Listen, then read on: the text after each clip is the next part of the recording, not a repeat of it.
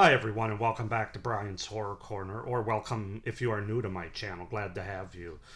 So this is going to be my final video for this series, for my November series, where I took a look at the entire um, Paranormal Activity franchise, all 7 movies. Individual reviews are up on my channel for each of them if you want to check those out. But in this video, we're going to wrap up the whole thing, and I'll give you my thoughts on the overall series as it stands. Obviously, I'm going to rank all 7 movies from my least favorite to my favorite here shortly.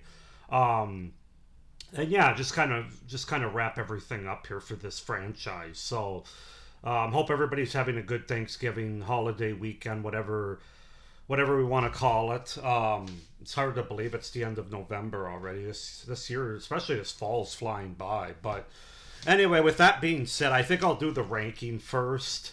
And then I'll get into my overall thoughts about the series and my collection and all that kind of stuff for Paranormal Activity. So, first, let me say before I start my ranking, I don't think there's a horrible entry in this franchise. They're all good for what they are, or well, not all good, but they're watchable.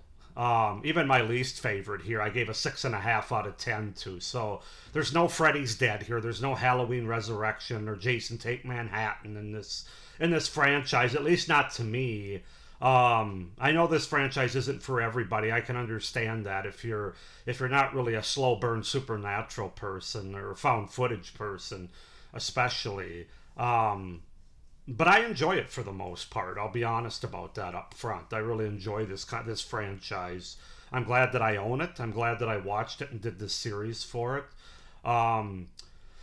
So with that being said, let's just go ahead and get started with my least favorite. And my least favorite is going to be, of course, as 6 of the 7 are part of this horror 6-pack Blu-ray collection that I have here. But coming in at number 7 is going to be Paranormal Activity: The Ghost Dimension from 2015. I thought I was going to sneeze there. I gave this one a 6.5 out of 10.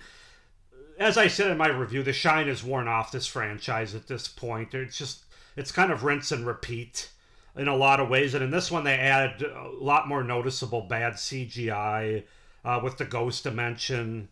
Couldn't relate to any of the characters. And I thought the dialogue, the writing in this movie was probably the weakest in the franchise. So, yeah, a lot of it's just fatigue. But the Ghost Dimension, well, I would watch it again. It's not awful, like I said, but it is my least favorite of this franchise, the Ghost Dimension from 2015. Coming in at number 6, and 6 and 5 I both gave a 7 out of 10 to, although it was kind of an easy decision on which one was going to go higher than the other. But coming in at number 6 is going to be Paranormal Activity 4 from 2012. Also, of course, part of the 6-pack collection. Again, this one it's starting to get a little played out. The characters outside of Alex in this movie are pretty hard to get behind, kind of bland and predictable. Again, the movies are starting to feel formulaic at this point. You got jump scares in this movie. The found footage aspect, the camera aspect, starting to get strained credulity a little bit.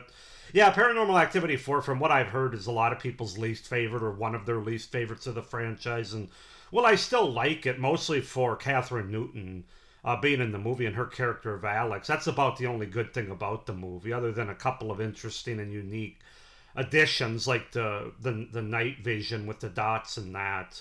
Again, it's another Paranormal Activity in a big suburban house with a lot of stuff you just kind of have to go with. So yeah, Paranormal Activity 4, it's okay, but I gave it a 7 out of 10, but that's my number 6 in my ranking. So number 5 I also gave a 7 out of 10 to, and that's going to be the most recent Paranormal Activity movie, Paranormal Activity Next of Kin from 2021. This movie surprised me a little bit. The franchise was in much need of a change up at this point, and they really changed up the setting and even the template to a certain extent. Or not really the template, but kind of the aesthetic of the Paranormal Activity franchise with this movie. I like the standalone nature of it. It's not connected to the other movies. The setting is awesome, the snow and all that. The story is interesting. Well, we've seen it before in other movies. It's kind of been done. The music and sound design are really good, and the acting I think is probably the second best acting to another movie that we'll get to that's higher on this list in the whole franchise for me. Um, Cinematography is also awesome. So yeah, Next of Kin, maybe my biggest surprise of the franchise because the seventh out of seven, you figure it's probably going to be a dumpster fire, but I actually enjoyed this one. So number five, Next of Kin. Now we get into my top four here. Oop. Oh, geez, good reflexes. My number four, I gave 7.5 out of 10 to, and that is Paranormal Activity: The Marked Ones from 2014. This one also kind of surprised me. They changed it up. They changed up the setting while still very much having the template, but this is almost more of a supernatural possession movie. But I didn't mind that at this point of the franchise. Again, after four movies of kind of the same thing. I like that they changed it up and they changed the setting from a suburban home to this apartment complex in California that's kind of run down in a rough neighborhood. Just offers a different aesthetic. I also thought this one had some pretty creepy scares in it towards the end of the movie, but um, I do enjoy that they still tie into the previous movies as well, and I thought they did a good job with that, as well as the movie being well directed overall by Christopher Landon. So yeah, Paranormal Activity: The Marked Ones, my fourth favorite in the Paranormal Activity franchise. Now we get into the top three here, and obviously you could already figure out what those top three are, but you don't know the order yet, and you might be surprised by it. Maybe not, though. My number three is going to be Paranormal Activity 3, which I gave an 8 out of 10 to. Paranormal Activity 3 from 2011. This is the one where, and I had to think about this and read a little bit too, because these kind of run together after a while, but this is the one where they go back to 1988, and we see a young Christy and Katie living with their mother and their boyfriend. This one I thought was effectively done. Well, it does kind of leave you in the lurch as far as answers at the end of the movie. Um, it's kind of interesting because it's been hinted at for a few movies now about what happened to them when they were kids, and they try to avoid talking about it and stuff.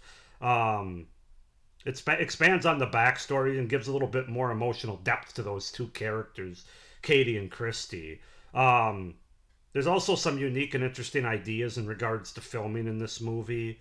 Uh, this is the one that has the oscillating camera where they put it on the fan, which goes from one room to another, which might be my favorite unique aspect that they add in this entire franchise. I'll just go ahead and throw that out there. So that's something I really liked. There's definitely some creepy and disturbing moments and imagery in this movie, especially towards the end. Characters walking through a dark house from room to room. Um, the introduction of the whole imaginary friend of Toby takes place in this movie.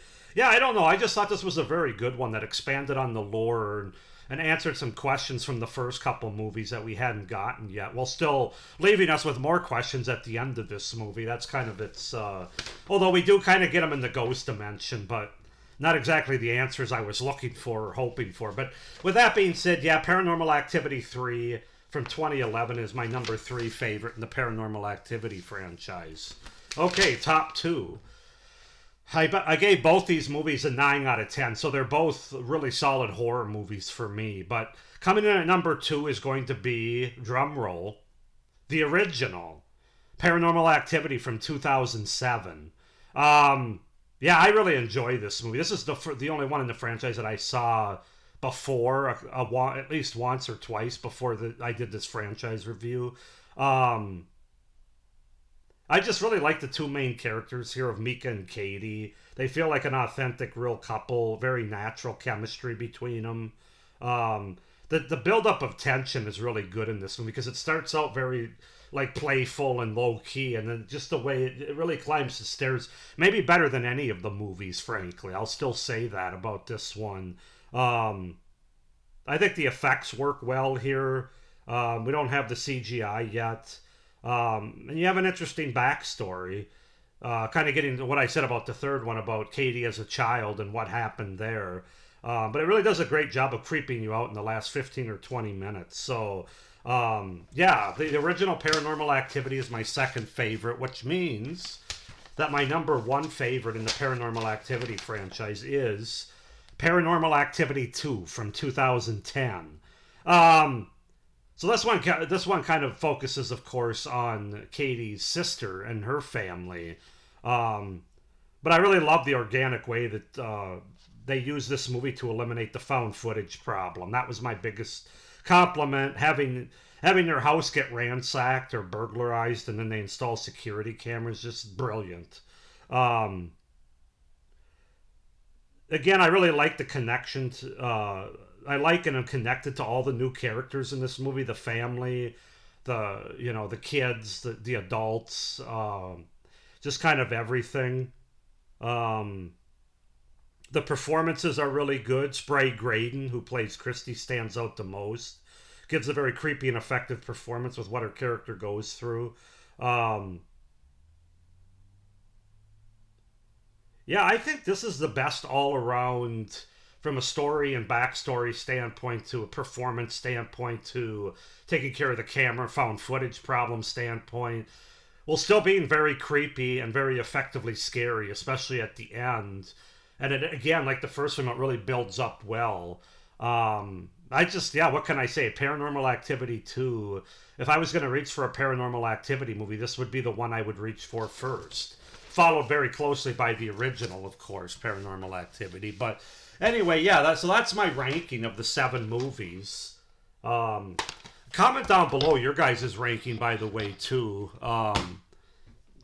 Do you disagree with my ranking? Would you rank them differently? I'd just be curious to see your ranking 7-1 if you've seen all these movies. Or even if you've only seen a few movies, let me know what they are and rank those. So, with that being said, as far as this franchise go, I will say that in the Blu-rays, the 6 movie pack, I watched all the theatrical versions. All the movies also have an extended I guess what is it, extended director's cut version, which I'll definitely watch next time when I go through and watch this franchise again.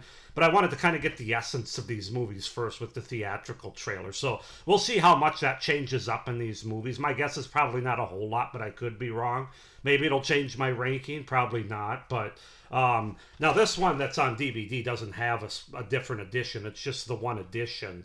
Though I think it did have some, well, deleted scenes as the special feature.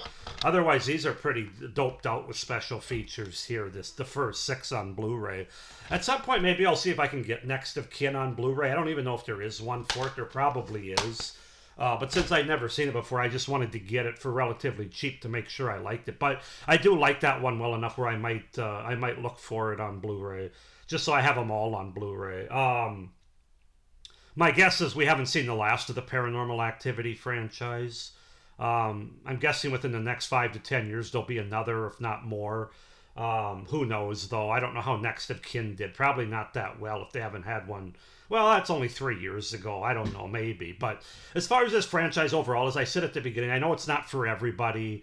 It doesn't have the wide appeal of a Friday the 13th or a Nightmare on Elm Street. It's not one of those big ones. It's a very kind of specific.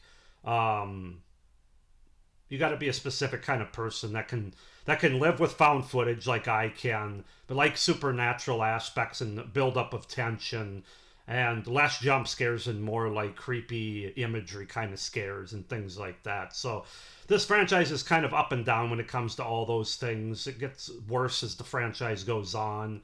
Um, but overall, I have fun with the Paranormal Activity franchise. Again, like I said, to me, there's not a Freddy's Dead in the bunch. All 7 movies they range from okay to rewatchable, okay to good to great. That's what I would say about the whole franchise. So, but yeah, you guys can also comment any thoughts you have on the overall franchise, things you wish they would have done differently, or whatever you want to say down below related to the Paranormal Activity franchise. But like I said, I'm glad to have this franchise in my collection. I can't say that it's it's not going to be my top horror franchise or even my top 3 or 4 maybe, but I'd have to sit down and think about that at some point. But it's a good one. I think it was a very unique and effective idea when they came out with it in 2007, and they probably milked the cow a little too much the years that followed. You very much could have just had this be a standalone movie or just have the first three, like any franchise. I mean, let's be honest about it. But with that being said, I'm trying to think if I have anything else to say.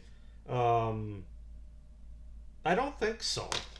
I think that's going to wrap up this franchise for Paranormal Activity. I hope you guys enjoyed this review series, taking a look at the entire Paranormal Activity franchise. Stay tuned for in a couple of days. I'll have a December video talking about what I plan on doing for the month of December here as we get into close to next year, which I have a lot of stuff already planned out, horror content on my channel for that. So with all that being said, I hope everybody's having a good holiday and enjoyed this franchise review. And as always, you know it, stay scared. Bye.